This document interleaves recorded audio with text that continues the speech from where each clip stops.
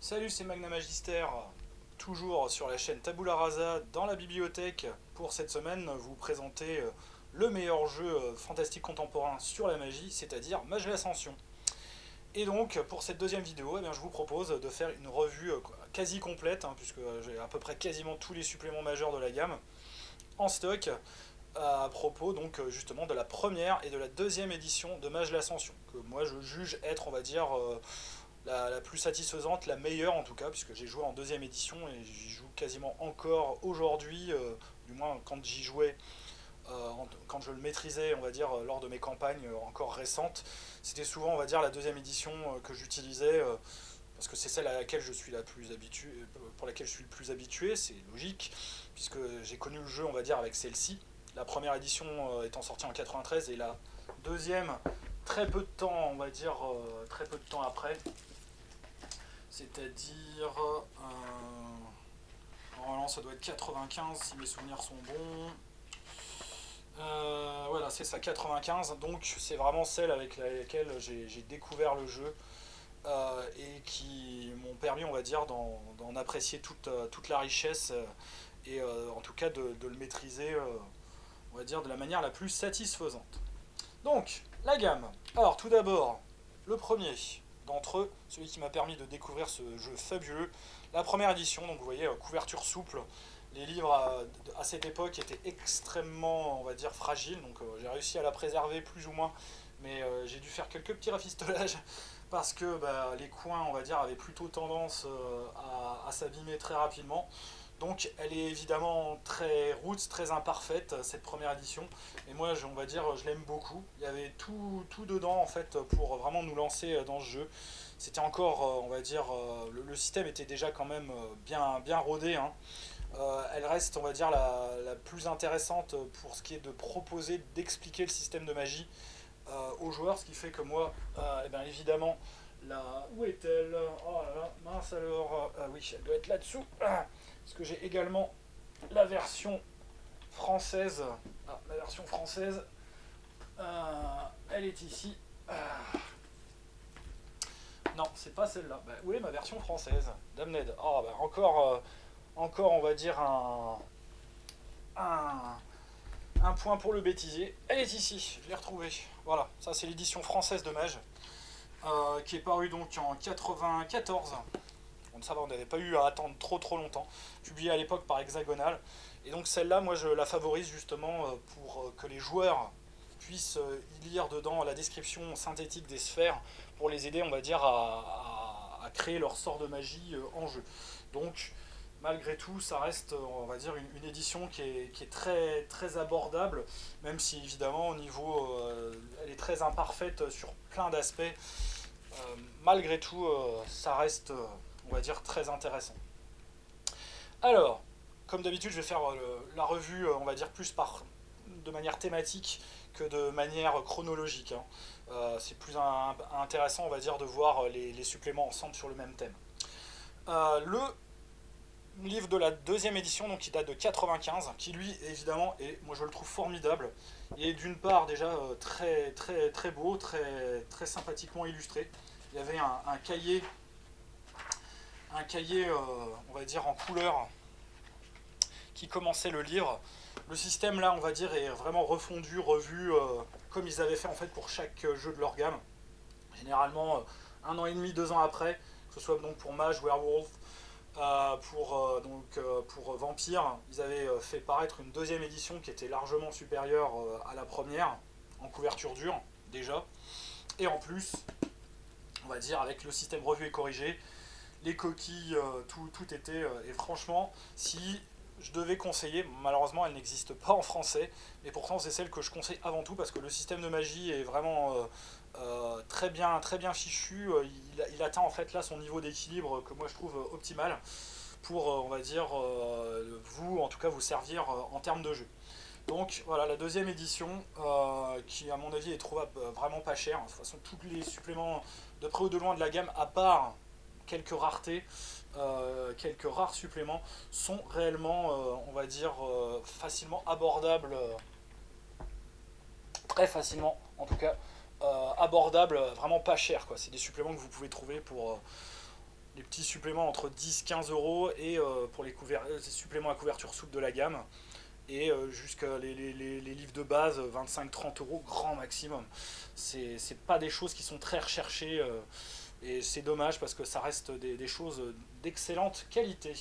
Alors, les écrans, oula, alors ça, je vous le montre, mais c'est juste, voilà, ça pique les yeux. C'est l'écran de la première édition, il est vraiment affreux. Hein. Là, je crois qu'ils avaient fait le top. Autant il était quand même mieux que les écrans de la gamme. Celui de Vampire qui avait des pubs dessus, tout comme celui de Werewolf, c'était n'importe quoi. Bon, les tableaux en tout cas étaient utiles, eux, mais par contre, l'illustration, et d'ailleurs ils l'ont reprise pour les pages de garde de la M20, et c'était vraiment encore une faute de goût.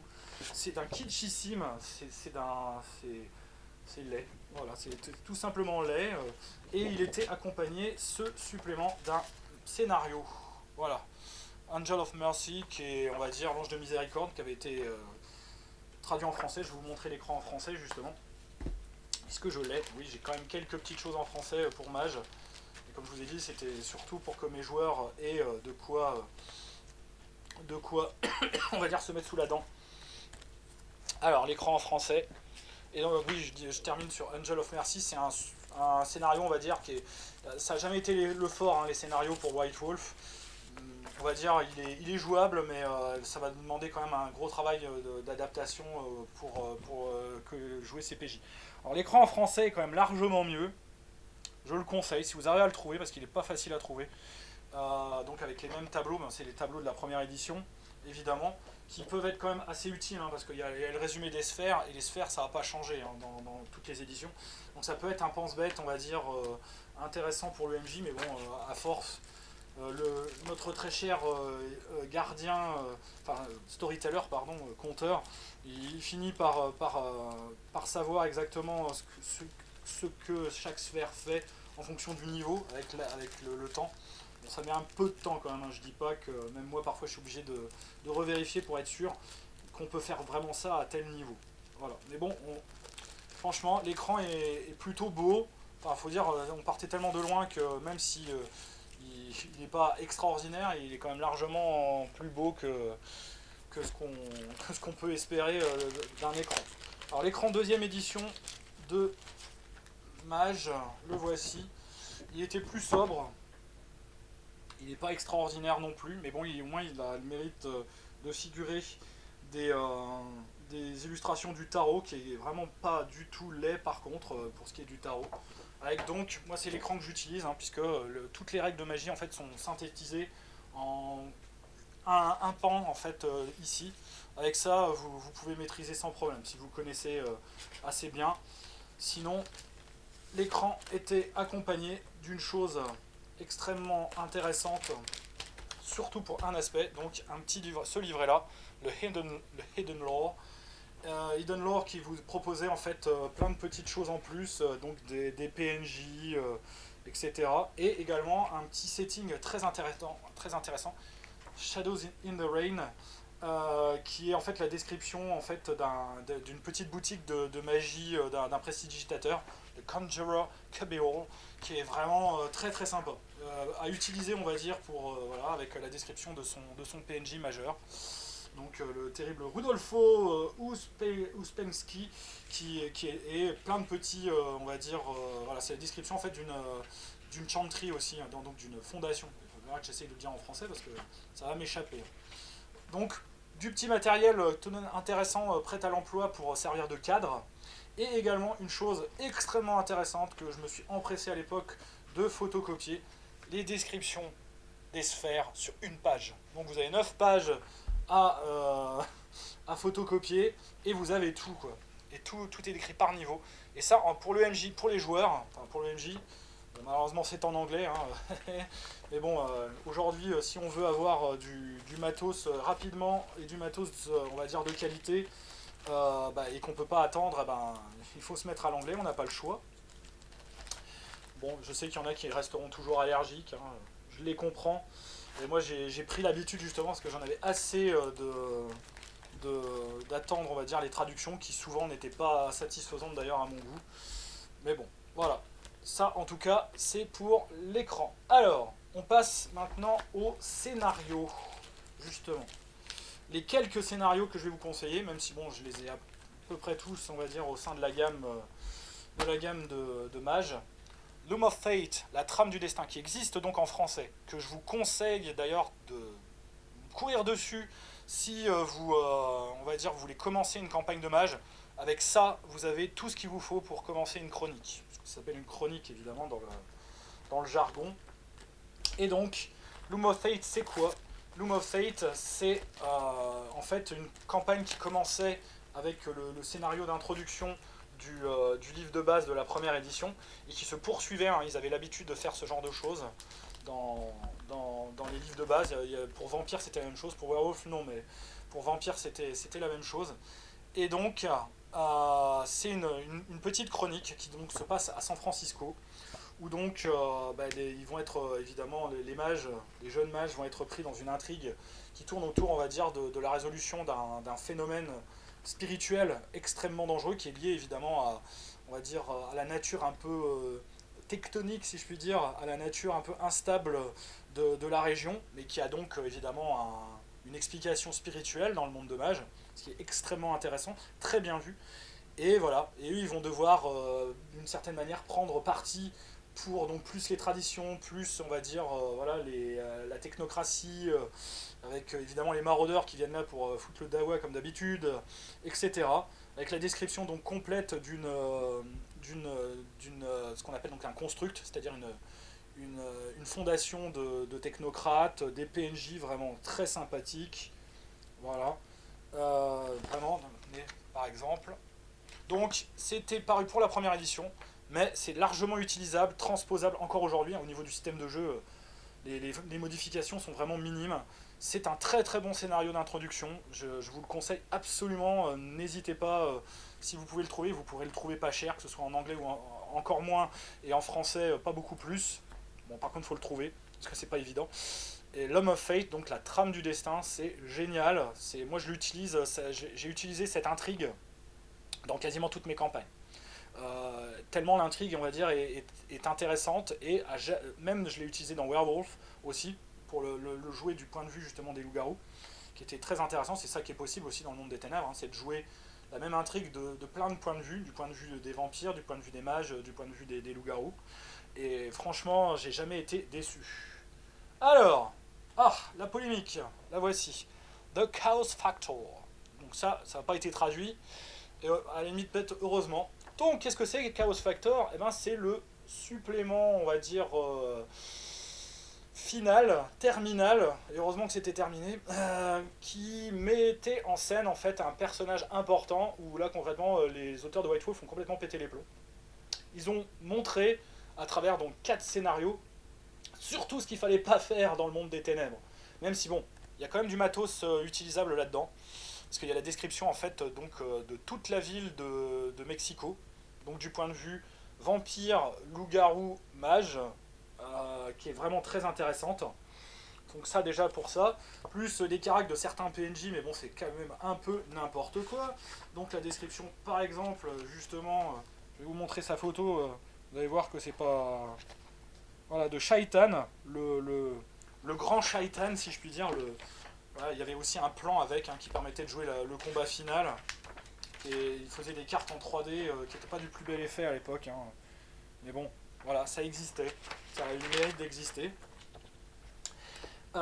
Et donc, autour de ce protagoniste, qui est donc le gros vampire qui dort sous Mexico et qui évidemment étale toute sa corruption, qui corrompt, on va dire, le sabbat local, qui explique pourquoi, on va dire, le sabbat d'ailleurs est une secte vampirique finalement très corrompue. Et là, on a en fait un être, on va dire, particulier, qu'on a connu donc au tout départ dans Valkenburg Foundation, un supplément pour Werewolf, où en fait c'était un kinfolk corrompu par le ver d'une certaine manière, qui chassait en fait des loups-garous pour leur voler leur peau. C'était pas tout ça pour réaliser un rituel qui lui permettait de devenir justement lui-même un loup-garou, parce qu'il était fâché, il y avait des gènes garous, mais il n'était pas un vrai garou. Donc il était tout déçu. Donc le voici, c'est Samuel Haight, qui porte très bien son nom. Samuel Haight, donc, c'est un opportuniste de la pire espèce, un cinglé qui est devenu, on va dire, c'est un mythe, hein, pour ceux qui connaissent le monde des ténèbres, voilà, aussi bien les vampires, les loups-garous que les mages le connaissent. On voit déjà donc ses premiers pas dans Valkyrie Foundation, qui est un excellent supplément de scénario. Quand je ferai la revue de Werewolf, je vous en reparlerai.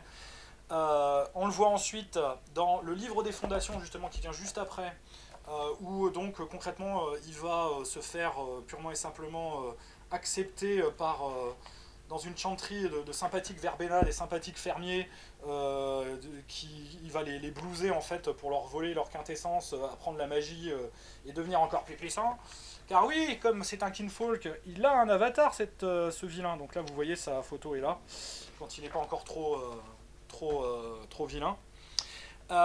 Puis après, bah, il va aller à la Nouvelle-Orléans pour participer à des enchères. Donc ça, c'est dans le supplément La Nouvelle-Orléans. Un excellent supplément d'ailleurs pour vampires. Où donc il va acheter des vampires pour avoir du sang et pour pouvoir en fait gagner des disciplines pour être pour devenir une goule. Oui, donc loup-garou, mage, pouvoir vampirique. Et là, une fois qu'il a fini ça, il s'est dit, oh bah tiens, je vais aller, on va dire, m'emparer de l'âme, donc diabler l'un des vampires les plus puissants, on va dire, mythiques, donc Shaitan. Voilà, et ce scénario décrit ça.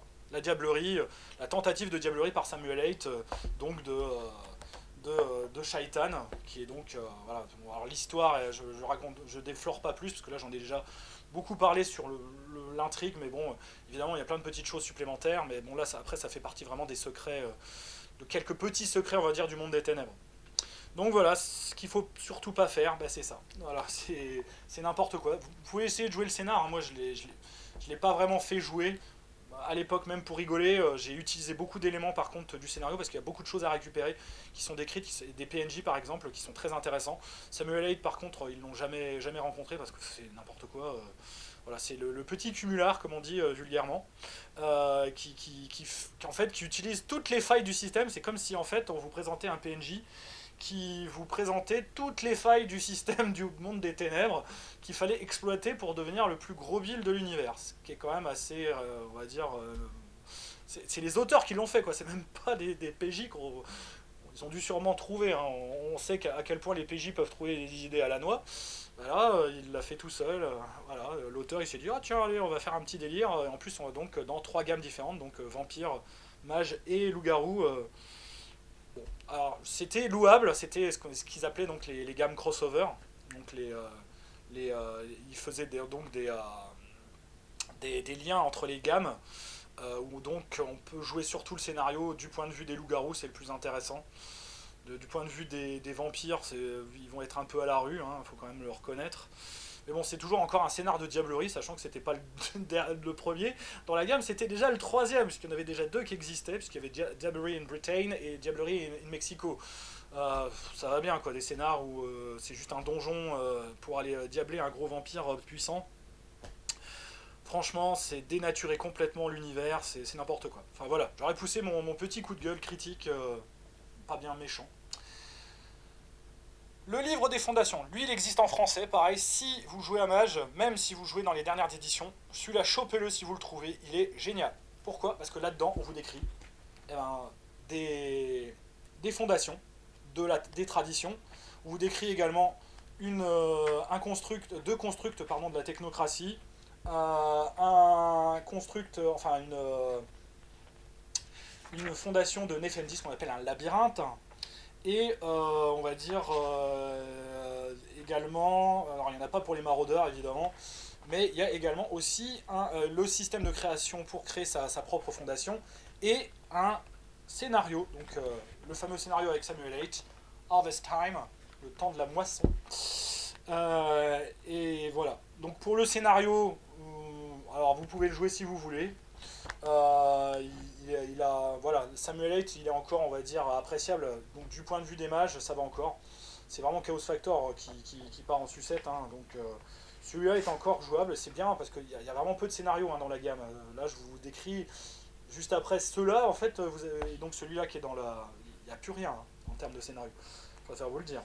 Après, voilà, le monde des ténèbres se veut être on va dire un univers complet, bac à sable, où concrètement vous placez vos joueurs dedans, et la campagne va se faire à partir des joueurs. C'est des jeux quand même qui sont très, on va dire, qui tournent autour des personnages. Donc dans les fondations des traditions, on a déjà donc la description évidemment de Doistep, une fondation mythique avec le personnage, voilà ici, que je vous montre, dont je vous montre la photo, Porthos, le fameux Porthos, qui est un mage, sûrement le mage le plus puissant décrit, on va dire, dans la gamme, qui est vraiment un PNJ génial. Moi, je sais que j'adore l'incarner, c'est vraiment super. Donc avec toutes ces guerres de politique à l'intérieur de la Chantry, c'est vraiment génial. On vous décrit en fait un PNJ à chaque fois majeur de chaque groupe, de chaque cabale qui compose, la tradition, enfin les cabales de cette fondation. C'est vraiment excellent. Et c'est un lieu, on va dire, qui pourrait servir de base justement pour vos PJ, si vous le souhaitez, qui fassent partie donc, de Doistep, avec les fameux, et ça c'est vraiment génial, les fameux, on va dire, schémas d'explication donc des relations, comment dire, entre les PNJ. Après, vous avez la description donc d'une fondation Doitanatoy, que celle-ci je ne l'ai pas trop utilisée, elle m'a moins inspiré. Bon. Une tradition également de Dream Speakers et Verbena, donc beaucoup plus on va dire autour de la. Donc c'est la loge, comment dire, de l'écureuil gris. Qui tourne donc autour plus on va dire de la spiritualité, voilà, c'est quelque chose de plus traditionnel et plus éloigné quoi. Là c'est plus dans la politique, c'est plus dans la relation justement avec le monde du vivant et le monde spirituel. Il y en a une, donc le Valishar, la fondation de Mu, pareil que j'ai pas trop utilisé celle-ci. Par choix personnel, hein, ça veut pas dire que c'est mauvais, mais bon, en fait, vous pourrez y trouver. Celle-ci, par contre, je l'ai beaucoup plus utilisée, elle est moi, je trouve beaucoup plus intéressante. Donc, c'est le Sépulcre. Donc, c'est une maison hantée, en fait, avec des excavés à l'intérieur, c'est génial. Ça, par contre, voilà, il y a. Là, dans ma campagne, je les ai bien utilisés, c'était plutôt intéressant. Donc après, on a les constructs de la technocratie. Donc on a évidemment Mecha, qui est un construct, voilà, c'est 1984. Hein. C'est la matriarche, une IA qui enlève en fait des mages, qui les réduisent en fait en esclavage et qui pompent leur quintessence. Voilà, c'est à la fois entre Matrix, avant l'heure, hein, parce que le supplément a été écrit avant Matrix, il faut croire qu'ils ont pompé là-dedans, et 1984, où donc on est reformaté en fait. Là, ils enlèvent en fait des mages des traditions ou des gens éveillés et ils les transforment on va dire, en légumes, tout en utilisant en fait leur énergie, donc leur quintessence. Donc il y a également Nulbi, un construct encore de la technocratie. Celui-là, je ne l'ai pas utilisé, mais pareil, il n'a pas néanmoins, il n'a pas moins d'intérêt que les autres. Le centre de recherche numéro 4, pareil, encore un construct de la technocratie, qui est vraiment, voilà, vraiment plutôt, voilà, qui est plus succinct, mais bon, et avec évidemment des relations un peu différentes. Donc les labyrinthes des Nefendi, pardon. Donc celle-ci, donc là une première, donc là je crois qu'il y en a deux qui sont décrites. Hein. Donc c'est le Dracus Vakor, la fondation de Ulik Batu, la mère des cendres. Donc là c'est vraiment que des mages corrompus. Celle par contre que j'ai utilisée, parce qu'elle est à Chicago, et en plus il y a une petite référence. Voilà, c'est donc la maison, comment dire, du démon de Jade, dans le labyrinthe des portes d'Ébène. Et donc il y a le démon de Jade, qui est en fait, purement et simplement, si vous connaissez Jack Burton dans Les Griffes du Mandarin, c'est Lopan en fait. Voilà. C'est toute cette dimension. Celui-là, franchement, est très intéressant à utiliser. Donc après, vous avez le système de création de Chantry, comme je le disais. Je passe un peu sur ce supplément, parce qu'il est vraiment, vraiment très intéressant. Et ensuite, le scénario. Voilà, donc le livre des fondations, un must-have de la gamme, qui est sorti pour la première édition. Donc celui-ci, il était, je pense, 94, si mes souvenirs sont bons. Ah non, 80, il est sorti en 93. Un deuxième indispensable, donc le livre des ombres, en VF, puisqu'il existe en VF. Donc là, par contre, c'est un supplément qui était très intéressant pour la première et la deuxième édition, mais il est complètement passé en fait pour les éditions suivantes, donc celui-là vous n'en aurez pas besoin.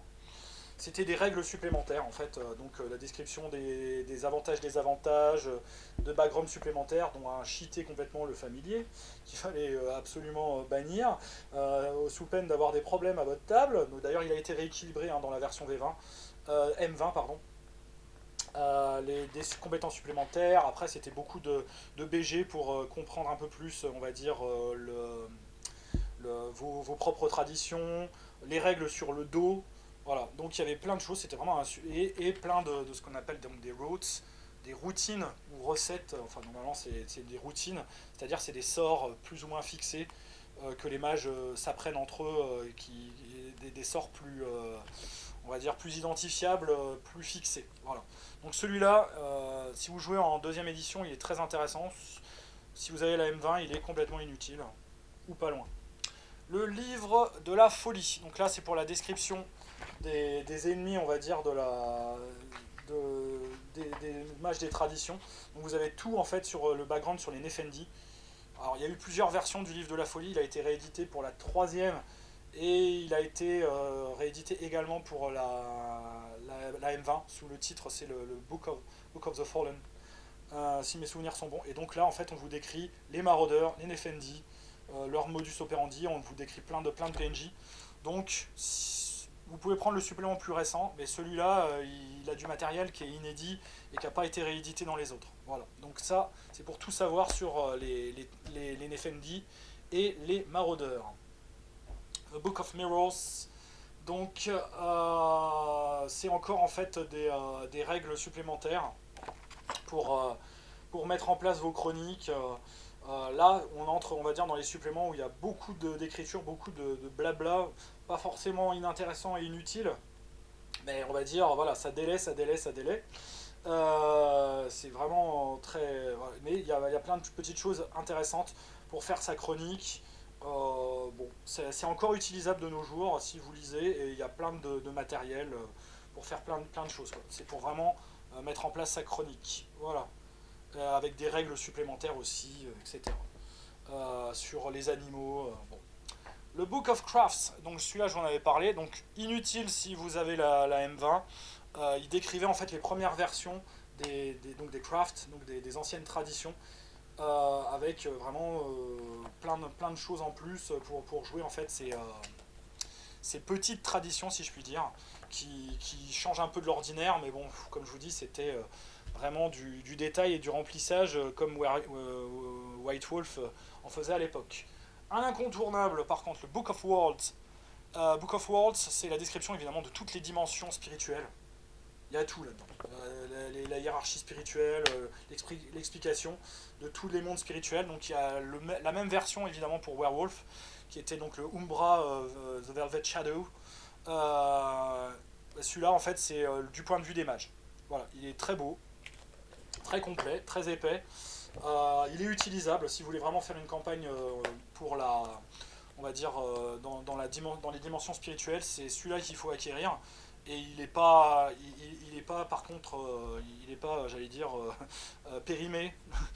Mais c'est ça en fait, il n'est pas périmé du tout, il est encore utilisable. Un supplément très intéressant, Horizon. Donc là, ça décrit le Conseil des Traditions avec la dimension, on va dire, qui l'accueille, donc le Royaume Horizon, qui s'appelle Horizon. Tout ça parce que c'est une dimension spirituelle qui est en fait à la limite entre, on va dire, le monde spirituel proche et le monde spirituel lointain, qu'on appelle donc alors son nom, que je le dis en français ou en anglais, voilà, c'est les mondes extérieurs en fait, l'Umbra profonde, voilà, c'est ça. Et donc ça c'est très intéressant, mais uniquement si vous jouez avant les événements de la troisième édition, puisque après, Horizon ça n'existe plus, c'est tout cassé. Donc ça décrit vraiment tout le système politique des traditions, c'est si vous voulez jouer vraiment une dimension politique de cours, etc., c'est très intéressant. Mais c'est complètement inutile si vous jouez dans le contexte de la M20, qui sont donc les événements récents où Horizon a disparu, a été détruite. Voilà. Le Digital Web, première édition. Donc là, c'est si pareil, vous voulez faire une campagne en utilisant la toile numérique, il existe en français celui-ci. Il avait été traduit à l'époque, cette version-là, hein, cette édition-là. Et donc là, il y a tout, hein, il y a la description des lieux importants, de la manière évidemment d'entrer dans le digital web, le type de chronique que vous pouvez y faire. Comme d'habitude, c'est très complet, avec plein de PNJ très intéressants. Moi, je l'ai utilisé encore il n'y a pas très très longtemps, quand j'ai développé cet aspect toile digitale dans ma chronique. Et il y a vraiment plein de choses à faire. Voilà, et c'est très intéressant, ne serait-ce que pour, on va dire, la description du bar, le Spice Demise, qui est vraiment très sympa. Mais après, comment dire, pour la deuxième édition, évidemment, il y a eu un reboot, et donc on a fait la toile digitale 2.0. Et oui, pour justifier la deuxième édition du supplément pour la deuxième édition, bah, ils ont fait un reboot, on a rebooté la matrice, quoi. Et donc le digital web bah, est décrit dans un supplément. Donc celui-là, il n'existe pas du tout en français.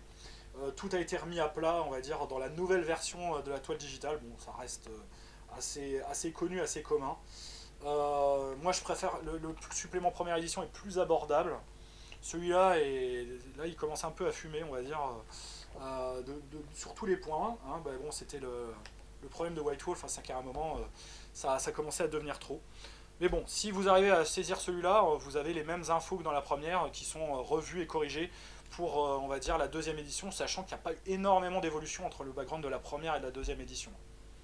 C'est, on va dire, des avancées, des développements, mais il n'y a pas de bouleversement comme entre la deuxième et la troisième édition. Et j'y reviendrai.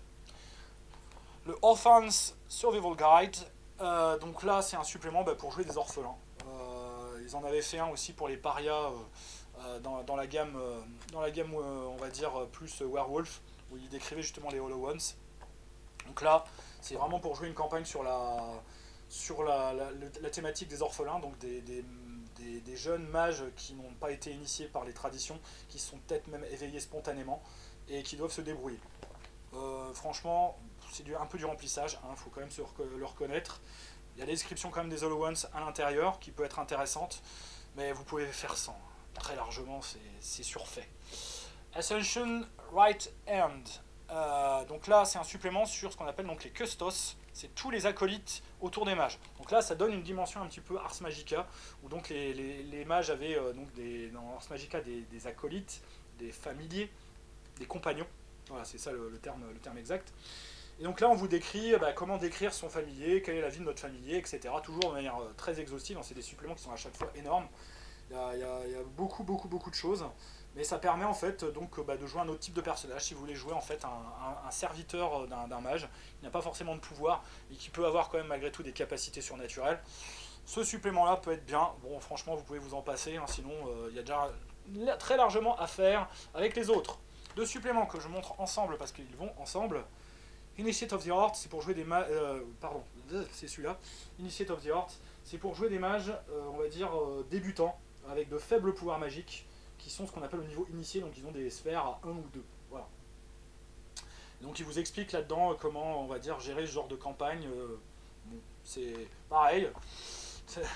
C'est pas, on va dire, c'est exhaustif, mais on va dire c'est pas super utile. Master of the Art, c'est plus intéressant parce que là il permet de jouer des mages plus puissants avec des sphères supérieures à 5. Donc là où sont pire que des maîtres, ils en sont au niveau, on va dire, quasi divin oracle. Enfin, en phase de devenir, on va dire, ce qu'on appelle un oracle. Donc on est dans les archimages. Et ça, il est très intéressant uniquement pour la description des sphères au-delà de 5, si ça vous intéresse. Voilà, et ce qu'on appelle les arc sphères. Donc il est juste intéressant pour ça, pour que vous vous donniez vous une idée en tant que MJ de ce qu'on peut faire avec les sphères au-delà de 5. C'est vraiment un titre indicatif, hein, c'est pas d'une utilité foudroyante. Alors après on va passer, donc là c'était tous les suppléments background règles. Là, c'est avec les suppléments sur donc, tout ce qui est, on va dire, faction. Donc, pour la technocratie, le progénitor, voilà, donc là, on décrit tout sur les progénitors, leur histoire, la description, évidemment, d'un construct de progénitor prêt à l'emploi. Voilà. C'est donc le Commonwealth Trio Laboratory. Voilà. Le construct de recherche de Richmond. C'est plus un supplément, on va dire. Là, ceux-là, ils sont pas très très gros.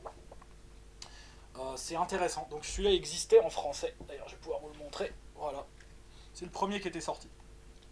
Donc il avait été traduit en français. Et bon, c'est utile sans être, on va dire, pareil, indispensable. Il y en a un sur le New World Order qui est, je pense, plus intéressant, qui là décrit vraiment les techniques, les gadgets, les tactiques, tous les modus operandi, l'importance en fait, et l'histoire du New World Order. Celui-là est quand même largement plus on va dire, nécessaire, en tout cas, et utile. Voilà, avec toujours la description d'un construct. À la fin, prêt à l'emploi, avec des PNJ eux aussi prêts à l'emploi. Itération X, donc toute l'histoire d'Itération X, des cyborgs, des robots à ne plus savoir quoi en faire, on va dire des modifications cybernétiques, des Terminators pour poursuivre vos PJ et leur foutre les jetons, voire même les décimer. Tout est là-dedans, c'est intéressant, hein, l'histoire de l'Itération X c'est pas si idiote que ça. Ils ont quand même voilà, il y a quelque chose qui se cache dans le titre en fait, hein. Itération X, en fait, ils cherchent l'équation qui pourra résoudre d'une certaine manière la création, donc la création universelle, et donc ça compute depuis des années pour savoir s'ils vont réussir à trouver la solution de l'équation. 42 peut-être, je sais pas. Non, ça c'était une déconne. Mais en tout cas, celui-là, je le trouve très intéressant. Syndicate, pareil, assez intéressant au niveau du BG, et il y a la description à la fin voilà, du Diefenbaker Casino à Vancouver que j'ai utilisé pour ma campagne à Vancouver, qui est plutôt intéressant. Voilà, ils ont une chaîne de casinos en fait qui leur appartient et qui leur permet évidemment d'essayer d'éteindre leur toile de manipulation de l'économie mondiale.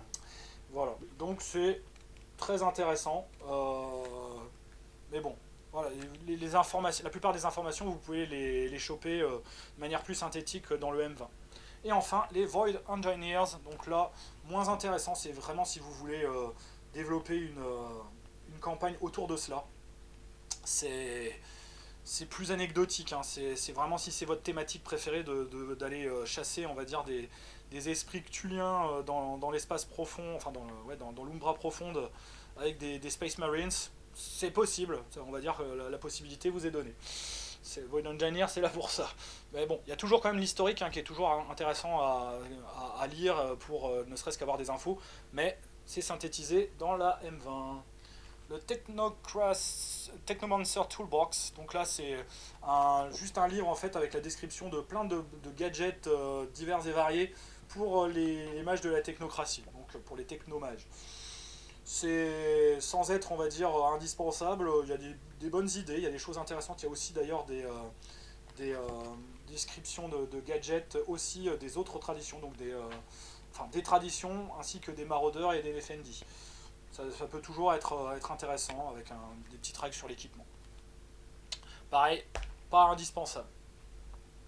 Ah, indispensable devant tout et pour tout, ceci. Si vous pouvez le choper, bon, il y a la nouvelle version, comme je vous ai dit, qui va sortir, qui pour moi est intéressante, mais celle-ci, elle était tellement bien faite, donc elle faisait partie donc d'une gamme de suppléments thématiques Year of the Reckoning, qui à l'époque décrivait en fait l'approche de l'apocalypse, l'approche de la fin du monde, en fait du monde des ténèbres, puisque il y avait quand même tout un aspect eschatologique, donc un aspect d'attente de la fin des temps dans toutes les gammes. L'ascension, c'était une forme de fin des temps d'une certaine manière, arriver à quelque chose de stable ou à une utopie, avec en fonction, on va dire, de la vision qu'on avait, en fonction si on était technomage, donc technocrate, ou membre des traditions ou autres.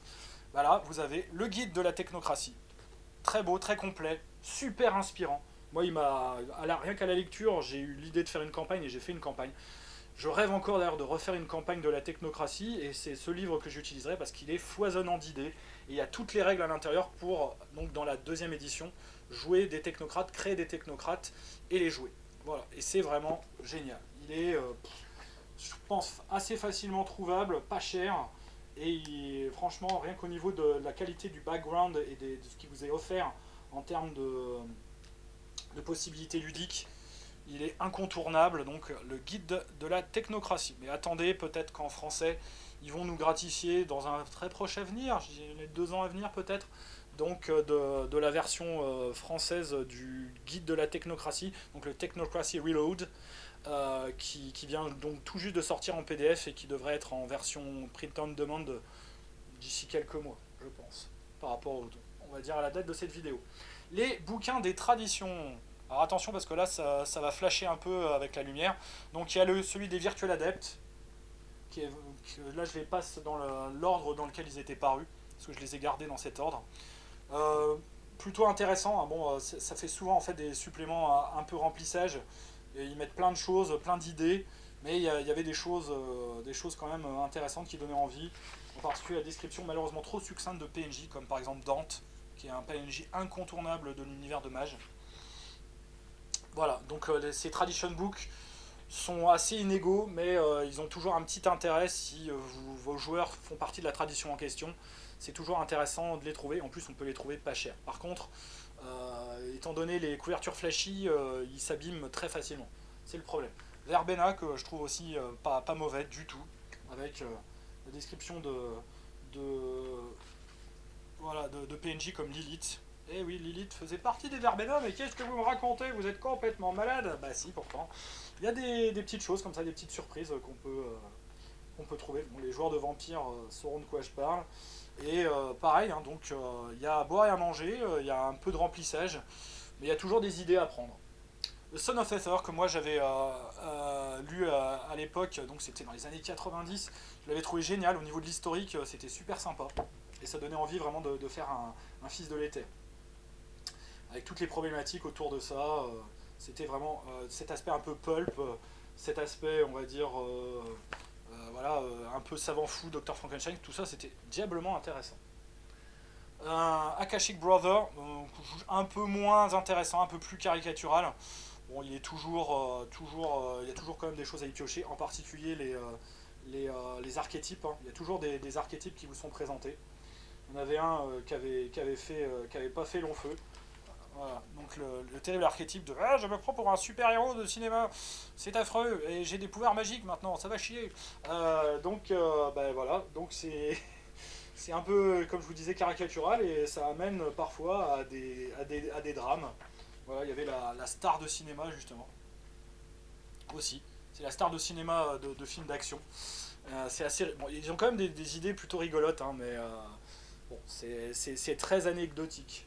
Le Celestial Chorus, que j'ai pas trouvé exceptionnel, même si techniquement il y a quand même des descriptions d'éléments de background qui ont de l'intérêt dans, dans la gamme. En fait, c'est plein de petites choses éparpillées un peu partout, en fait, qui, euh, qui peuvent avoir de l'intérêt, mais il faut vraiment aller piocher, quoi. Voilà. Mais bon, ça c'est vraiment si pareil vous aimez le cœur céleste, mais vous pouvez aussi vous en passer si vous avez de l'imagination et en développant à partir des idées de base. Les Dream Speakers, pareil que j'ai pas plus exploité que ça. Et par contre, il y a de très très belles illustrations intérieures. C'est toujours plaisant.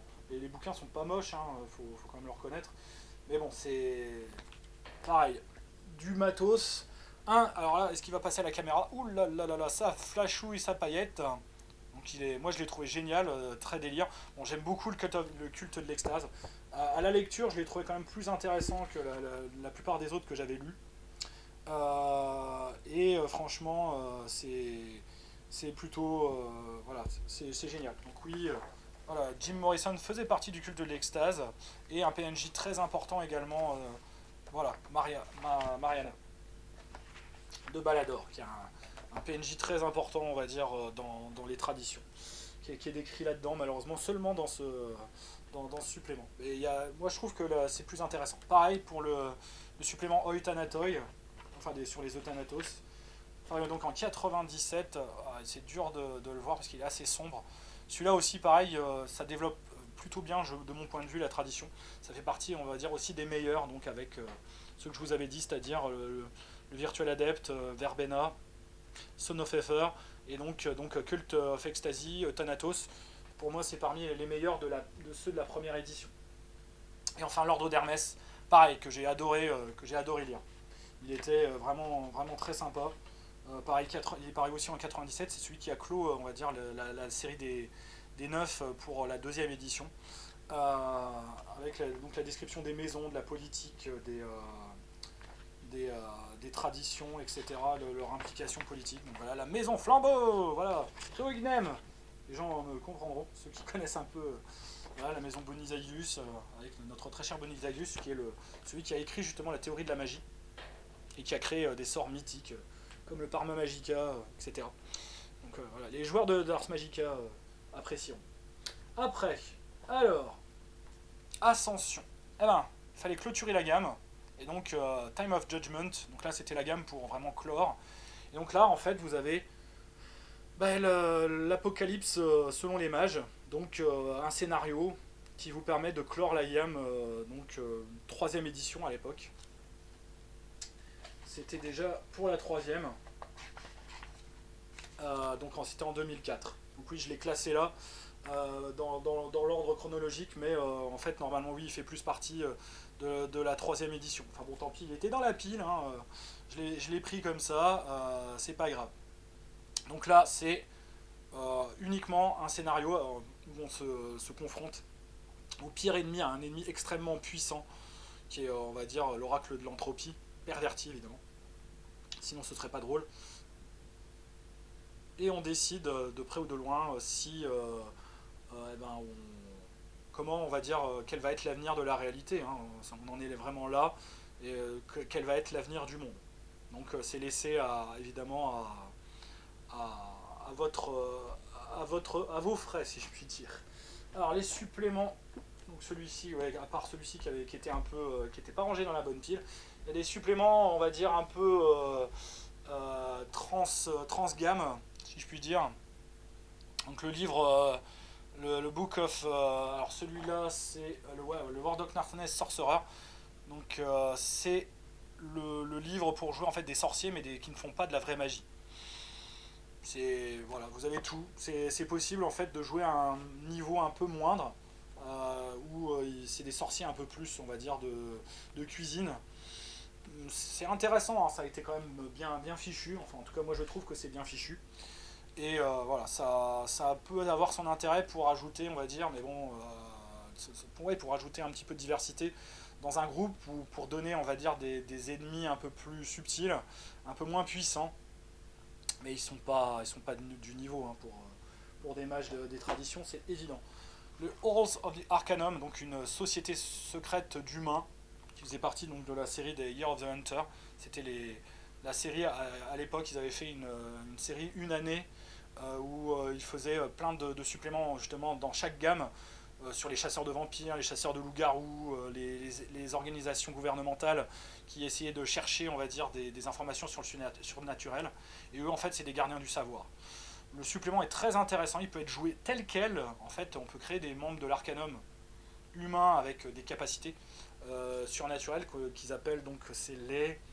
Ah, c'est quoi leur nom dans les Numina, voilà, c'est ça, qui sont décrits un peu dans pas mal de suppléments de la gamme.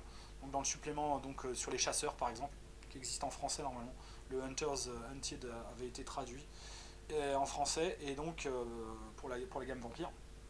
Et donc moi je trouve que c'est un moyen, on va dire, de faire quelque chose de différent, d'intéressant, de faire des enquêtes occultes avec des humains un peu plus normaux, ou avec quelques capacités, et c'est plutôt pas mal. Le Bygone Bestiary, là c'est justement un bestiaire de créatures surnaturelles pour mages, qu'ils utilisent assez généralement comme familiers, donc ça peut avoir son intérêt également. Mais bon, voilà, c'est si vraiment vous avez besoin d'un bestiaire avec des caracs pour savoir quelle est la valeur de force d'un dragon, sa valeur d'endurance, ses pouvoirs, etc. Destiny Price, donc là c'est la description en fait de de tout le monde, tout l'underworld, de toutes les mafias en fait du monde. Moi, je trouve que le supplément est plutôt intéressant, il était vraiment bien documenté, c'est utilisable en tout cas. De tout ce qui est donc vraiment crime organisé à différents niveaux, pour faire des thématiques vraiment très adultes en tout cas pour Mage. D'ailleurs il était paru, c'est marqué là sur l'estampille Black Dog Game Factory, qui était on va dire la partie de la gamme du monde des ténèbres qui était destinée plutôt à des thématiques adultes. Voilà. Eh ben, j'ai fini en fait pour la première et la deuxième édition. Je pensais que j'y passerais plus de temps.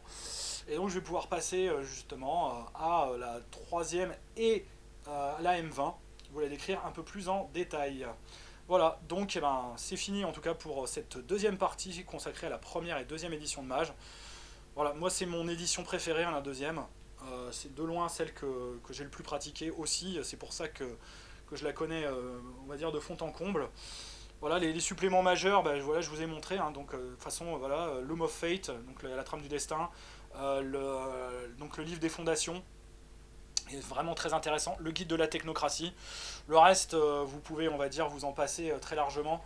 Si vraiment vous lisez un minimum l'anglais et que vous pratiquez la M20, foncez dessus, ces suppléments vous seront jamais inutiles et vous seront de toute façon très inspirants. Voilà, ça c'est ce qu'il fallait retenir pour la première et deuxième édition. On passe à la suite, à tout de suite, et surtout, jouez bien, et surtout jouez à Mage, parce que c'est quand même le meilleur jeu. A tout de suite.